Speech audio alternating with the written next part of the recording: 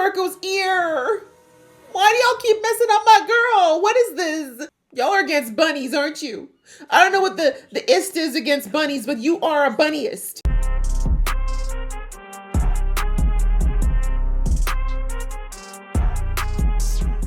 Hey guys, it's your girl Aisha, aka Geek XX Chic, and we are back with another reaction to My Hero Academia. We're now on to the episode that is called Inflation. So the last episode, we saw that the plan that was come up with by Aizawa, who else? And All Might, to basically try to take a shot at All For One, or at least take down Shigaraki, one or the other, and divide up all their forces was put into action. And for the most part, the plan worked. They were able to separate good chunks of this force, but unfortunately there was one pretty huge factor that went sideways, which is that Midoriya was supposed to end up with Shigaraki and they were supposed to all work together to take him down. But unfortunately, that annoying blood girl got her hands on Midoriya at the last minute and pulled him through her portal instead. So now he's with them, and the other team is now trying to take down Shigaraki, but their entire plan was centered on the idea that Midoriya would be there with his abilities to help subdue them. So they're trying to think on the fly, and they do have a lot of things in place, but it's looking like it may not work out because there's just Shigaraki's got a lot of extra tricks up their sleeve that even they don't know about. It also looks like, unfortunately, we lost Mirko, which makes me super sad because she was one of my favorite characters, but we gotta move. So in this episode, it's called Inflation. I'm not sure. I think from the preview, we're going back to Midoriya's fight. We'll have to see how things go because, as I said, I feel like he should be able to take on the Vamp Girl pretty easily. But the biggest downside for him is that Midoriya doesn't want to hurt anyone. Like, he's not the kind of person who'll fight ruthlessly, whereas she is. And someone pointed out in my comments as well that she does have what's his name, the duplicate guy's blood. So if she decides to use that as a Hail Mary, that'll be a whole different ball game. So I don't know what's going to happen. Very, very ready to get in. So let's jump in. But just before I do, a reminder that if you'd like to be part of the people that are in the know when I drop these particular episodes or anything else that I'm reacting to right now, please go ahead, hit the subscribe button and that notification bell. That way you'll be in the know. All right, that out of the way, let's get into the episode right now. I don't think that's enough. I still don't think it's enough. Minimum, I feel like we're talking about another, like, planet.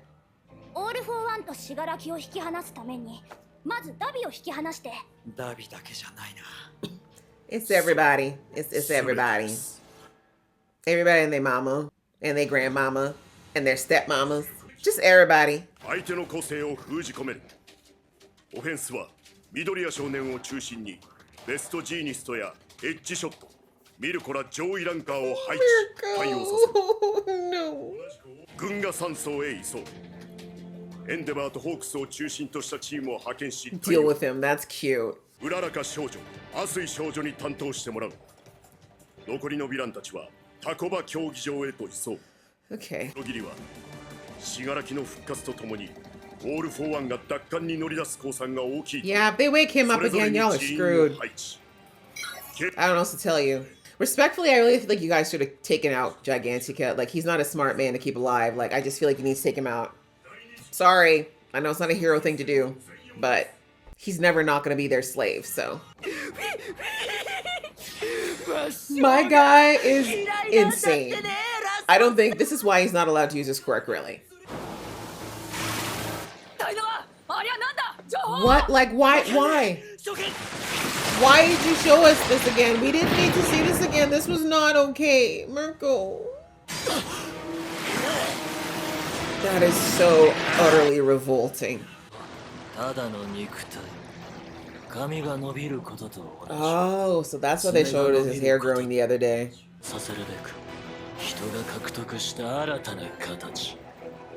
Oh God, this is disgusting. Enough, please. No, no more.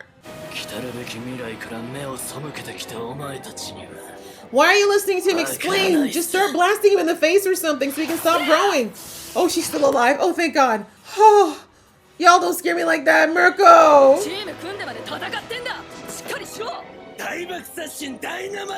God, explosion, murder. We ain't got time for all that. It's dynamite-y.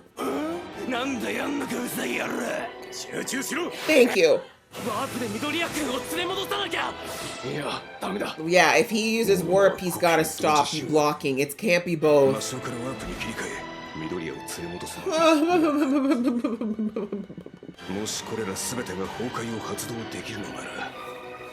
Oh god. Yes, especially because oh my god, Marco's ear. Why do y'all keep messing up my girl? What is this? I feel like this is personal now. Y'all are against bunnies, aren't you? I don't know what the ist is against bunnies, but you are a bunnyist. Well, it's not gonna be anymore. Bye, aquarium. Huh. Mr. Potato Head is happening right now.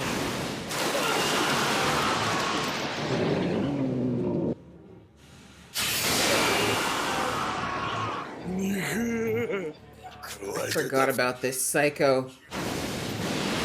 Damn, this is a lot, guys. This is a lot. Death from above and then scissors below. I quit.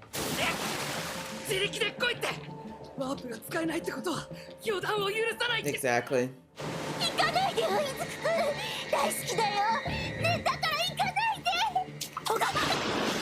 That's exactly why I will go.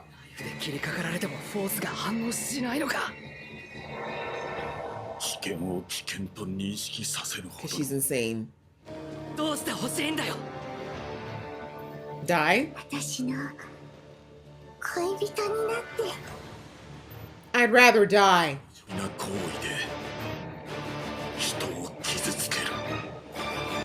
Ah, okay. Don't care. How do we kill her? How do we get rid of her? How does this? Because we don't have time to figure out her. I'm sorry. I know it's all sad and stuff because she's a vampire. It's not her fault, but her quirk is not good for anyone. So it's best that she just, go into the sweet by and by and find peace. Why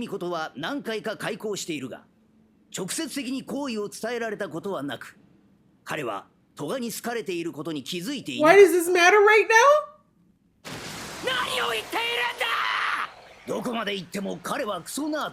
He's still a damn nerd. No, he just doesn't want a crazy ass girlfriend that you murdered. Why are we letting her talk? There's just so many things that could have gone wrong with that sentence. Shinai!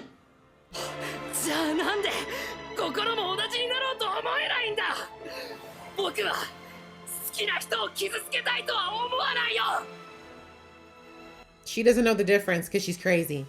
I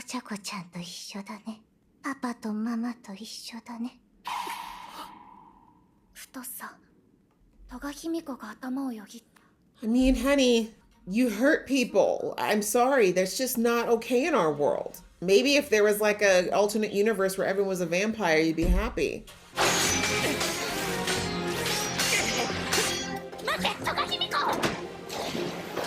Okay. Good for you. That's a big risk, girl.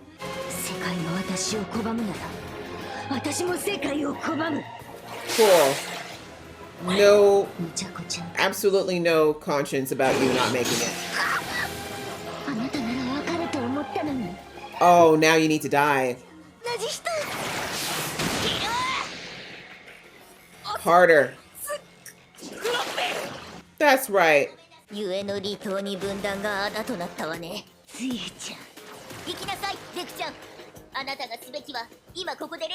Right? Like, can we get back to the matter at hand of taking her out permanently? Yeah, Deku, I need you to come back, please. She said, listen, this man, first of all, this hoe came after my man. And then she stabbed, oh, don't worry about it, Deku. She's like, don't worry about it. I got this. I got this.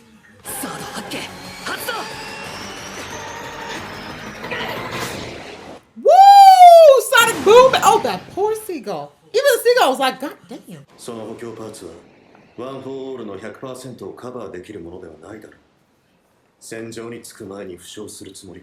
I guess. Good point. Which is?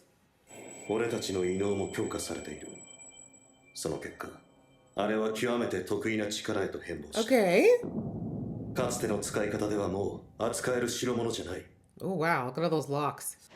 これは未来をつかむ戦い Yeah, だ。 I think we should wait till it literally is a last resort. であるならば、 Exactly. お前は、お前 Have の faith 戦 in 場 them, を見せ okay? ろ。 The same way you push through, they push through too. Uraraka's got fire in her now. もういいよ。なりたい自分になりたいの。私が当たり前に生きたいだけ。 I understand that, but too many people get hurt. 私は戸賀卑弥呼。ヒーローはいらない。 Okay.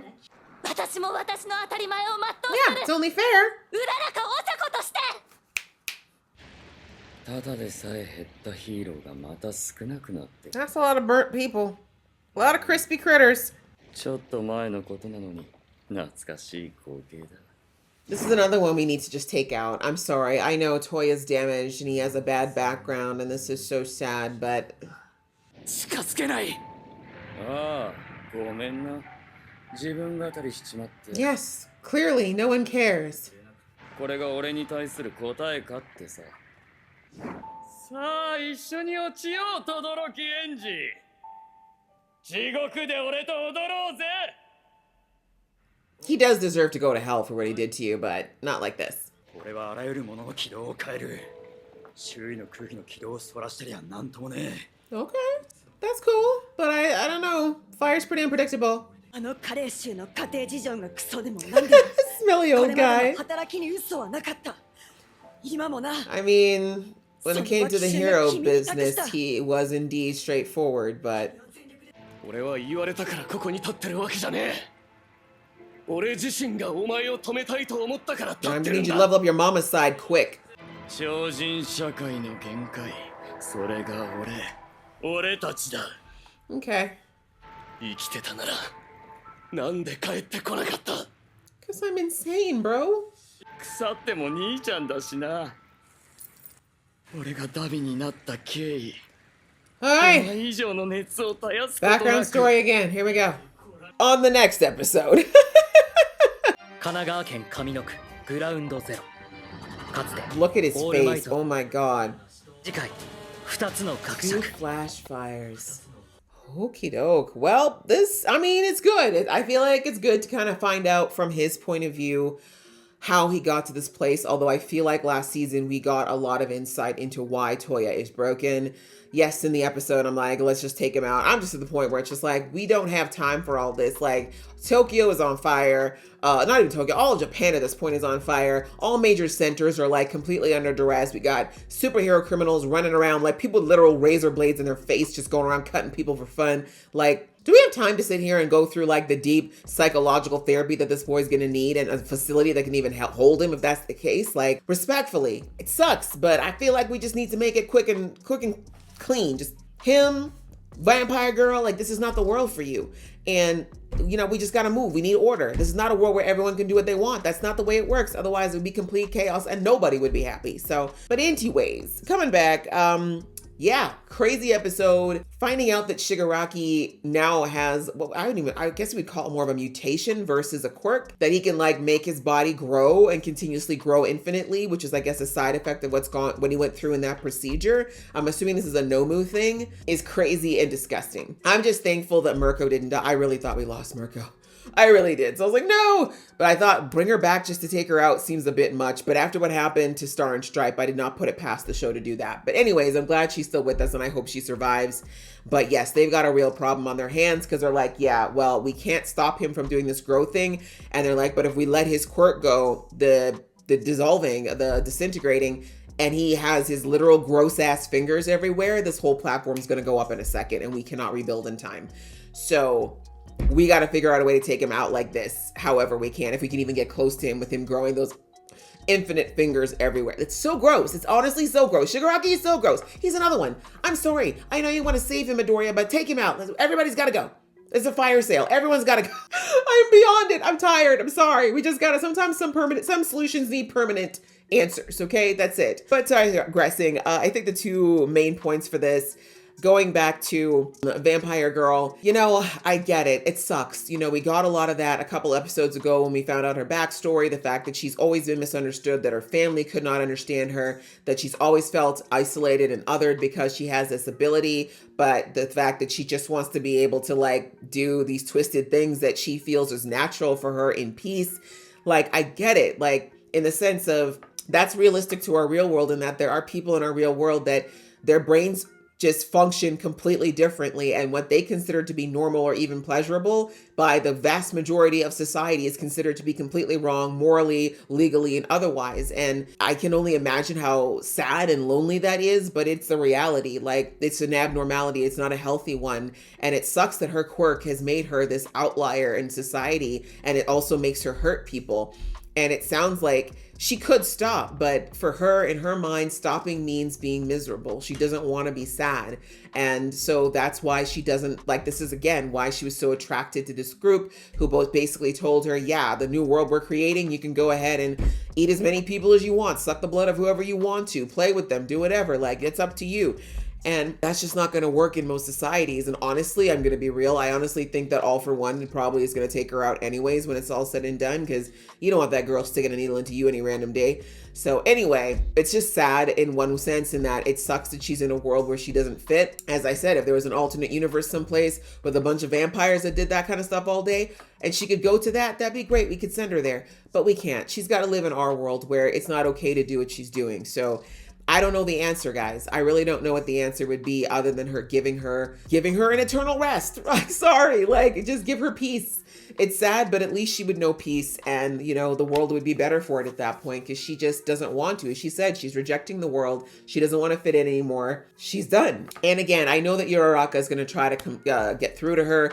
I don't know if she's going to be able to do that. I don't think that Uraraka has the common ground, at least, but the empathy, I just don't know if that's going to appeal to her anymore. I don't. And again, as I said, unless, I guess, comic book, superhero lore based lenses, yes, I suppose if they could find a way to contain her permanently and give her like some type of way for her to do a little bit of what she likes to do, but do it in a contained and controlled environment, maybe. But even that just seems kind of twisted, because the bottom line is taking people's blood's not okay. Okay, unless there's someone out there with a quirk where they can just generate infinite blood, where she can remain fed. But I don't think it's just about the bloodlust. It's about everything else that comes with it. So unfortunately, as I said, I don't know another way that is going to be peaceful for her. We'll have to see how Uraraka and Froppy take care of it, because yeah, they said, listen, girls, get it done. You need to go where you're needed, bro. Like, don't worry about us. This chick is crazy, and she's only going to focus on you in this battle. So like, you're just actually going to be a hindrance to us. We were chosen to take her out in the first place. You need to find your way back and see if you can do to help everybody else. So we see, I loved how they said that thing about how Midoriya still endured hearing a confession from a girl. And I mean, I don't think it's even that. I mean, yes, to an extent, we know that Midoriya still is completely oblivious to girls who have crushes on him, because he still doesn't realize Uraraka likes him. But truthfully, would you want to hear that from a girl who's quite frankly a serial killer? Like, that's not really a flattering confession. I don't blame him for being like, ew, like, what? You're asking me out right now? Like what? But anyhow, he's off on his own, and we're going to come back to his little conversation with quirk number 9 there, or I should say All for One for All number 9. But anyhow, I'm really interested to see how that fight is going to go between those 3 girls. Like, Uraraka got that look on her face like, listen, sir, we are going to take care of this. Like, first of all, she hit on my boyfriend. You saw she was shaking when she was confessing?